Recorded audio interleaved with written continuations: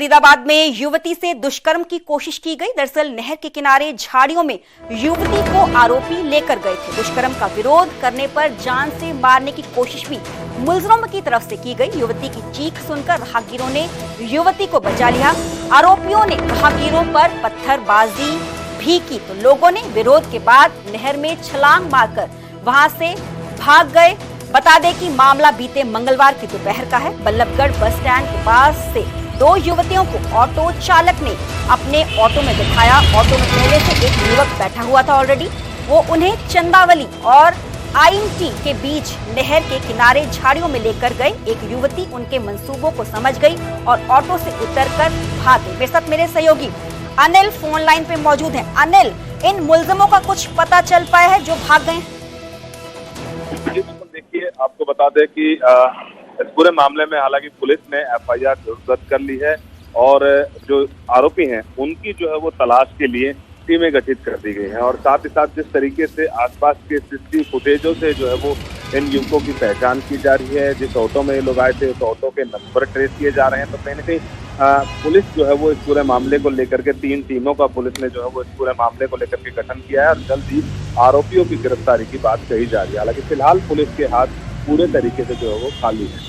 जी चलो, बहुत बहुत शुक्रिया अनिल हमें पूरी जानकारी देने के लिए। तो इस पूरे मामले में पुलिस ने 3 टीमों का गठन किया है ताकि जो जल्दी से जल्दी जो आरोपी हैं वो पुलिस की गिरफ्त में। ये लड़कियां कॉलेज जाने के लिए करीब 10 बजे के आसपास यहाँ सोना रोड बस स्टैंड के पास खड़ी हुई थी। इनके पास एक लड़का आया और वो इनसे ऐसी बातें करने लगा कि भाई शीतला माता मंदिर कहाँ है, इस तरह से। और थोड़ी देर बात करने के बाद एक लड़का और आ जाता है। तो ये इनसे बातें करते करते इनको अपने साथ लेके चले जाते हैं। दोनों लड़के इनके हाथ में कुछ दे देते हैं लड़कियों के और ये इनके साथ फिर चले जाते हैं। तो ये अग्रवाल कॉलेज के पास आके एक लड़की वापस आ जाती है और एक लड़की को ऑटो में बिठा के IMT एरिया में चले जाते हैं। तो वहाँ उस लड़की के साथ कुछ बदतमीजी की गई थी इनके द्वारा। तो वो जैसे ही हमारे संज्ञान में चीजें आई, हमने उसमें केस रजिस्टर कर दिया है और अभी इसमें हमारी जांच चल रही है। जल्द से जल्द आरोपियों को अरेस्ट किया जाएगा। ईडी के एक्शन के खिलाफ कांग्रेस के विरोध पर सीएम नायब सिंह सैनी ने पलटवार किया और बोला कि यही काम करते थे अरविंद केजरीवाल। केजरीवाल को कोर्ट ने जेल भेजा। केजरीवाल ने सरकार पर तंग करने के इल्जाम आरोप लगाए। विरोध के बजाय कांग्रेस एजेंसियों का सहयोग कर तो पलटवार किया गया है सीएम नायब सिंह सैनी की तरफ से, क्योंकि बीते ही कल कांग्रेस की तरफ से ईडी दफ्तर के बाहर प्रदर्शन किया गया था। क्योंकि हाल ही में जो नेशनल हेराल्ड केस है उस पूरे मामले में ईडी की तरफ से चार्जशीट दाखिल की गई है। सोनिया गांधी का नाम सबसे ऊपर है। दूसरे नंबर पर नाम राहुल गांधी का है, जिसको लेकर कांग्रेस की तरफ से सारे ही देश भर में ईडी दफ्तरों के बाहर प्रदर्शन भी किया गया था। पर अब सीएम नायब सिंह सैनी पलटवार करते हुए नजर आ रहे हैं। उनकी तरफ से कहा गया है कि यही काम करते थे अरविंद केजरीवाल। केजरीवाल को कोर्ट ने जेल भेजा। केजरीवाल ने सरकार पर तंग करने के इल्जाम लगाए। विरोध के बजाय कांग्रेस एजेंसियों का सहयोग करे। केजरीवाल भी यही कह रहा था, कहा जी मेरे को तंग करा जा रहा। कोर्ट ने उसको अंदर घेर दिया था। जब कहीं ना कहीं कोई गलत काम है तो फिर तो वो पूछताछ तो करेंगे। उसमें दिक्कत क्या है, तकलीफ क्या है? अगर कोई स्पष्ट है तो स्पष्ट है, अगर स्पष्ट नहीं है तो कर लेनी चाहिए, जाके उसमें सहयोग करना चाहिए। आगे बढ़ेंगे और बात करेंगे कुरुक्षेत्र की। कुरुक्षेत्र के बीड़ मथाना गांव में सीएम नायब सिंह सैनी पहुंचे। सीएम नायब सिंह सैनी ने गुरुद्वारा साहब में माथा टेका। गांव के गुरुद्वारा साहब के गेट का उद्घाटन उनकी तरफ से किया गया। गुरुद्वारा साहब के विकास के लिए 11 लाख देने की घोषणा भी उनकी तरफ से की गई।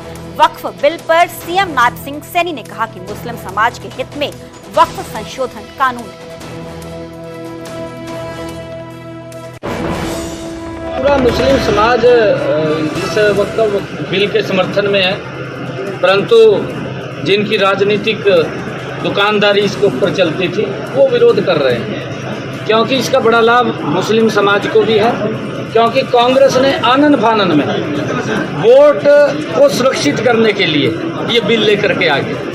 उन्होंने ये नहीं देखा इसके नुकसान क्या होंगे, इसके नेगेटिव असर क्या होंगे। अब जब इसके नेगेटिव असर थे तो वो सारा का सारा उसको ठीक किया है और बिल आया है, उसका समर्थन कर रहे हैं।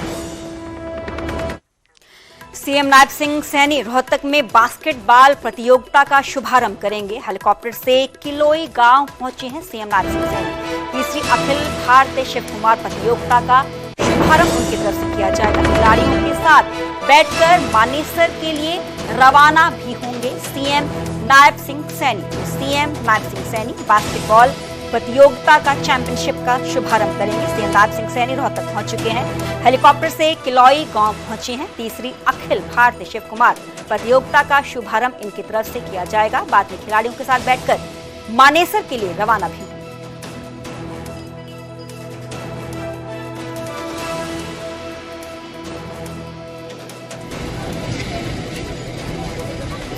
तो रोहतक पहुंच चुके हैं नायब सिंह सैनी। हेलीकॉप्टर के जरिए ही पहुंचे हैं। किलोई गांव है जहां पर और अधिकारी भी मौजूद हैं, उनके साथ नजर आ रहे हैं। यहां पर सीएम नायब सिंह सैनी बास्केटबॉल प्रतियोगिता चैंपियनशिप का शुभारंभ करेंगे। तीसरी अखिल भारतीय शिव कुमार प्रतियोगिता का शुभारंभ उनकी तरफ से किया जाएगा। खिलाड़ियों के साथ बैठकर बातचीत वो करेंगे बाद में। तो उसके बाद मानेसर के लिए सीएम नायब सिंह सैनी रवाना भी होंगे।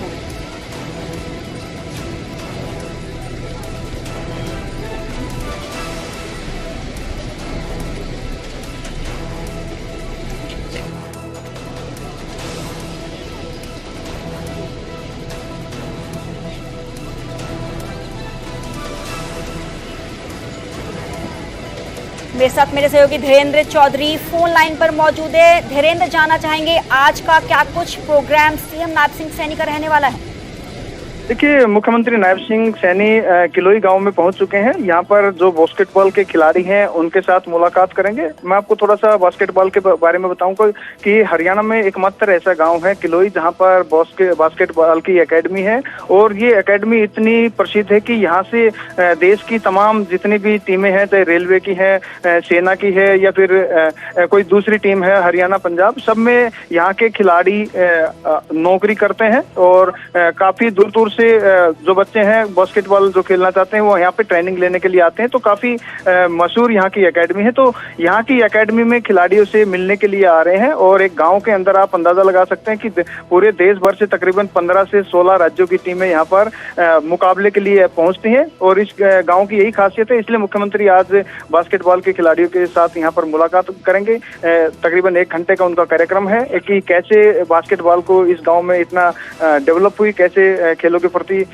खिलाड़ियों का रुझान बना। और बास्केटबॉल जो कि आमतौर पर हम देखते हैं कि बड़े बड़े स्टेडियम होते हैं, वहां पर खेल का एक माहौल होता है, लेकिन एक गांव में इस तरह का माहौल होना काबिले तारीफ है। और मुख्यमंत्री खिलाड़ियों से यही बात करने के लिए आ रहे हैं और कुछ छोटी मोटी अगर जो दिक्कतें हैं, उनको जरूरतें हैं, उनका भी समाधान करेंगे। जी चलिए, बहुत बहुत शुक्रिया धीरेन्द्र, हमें पूरी जानकारी देने के लिए।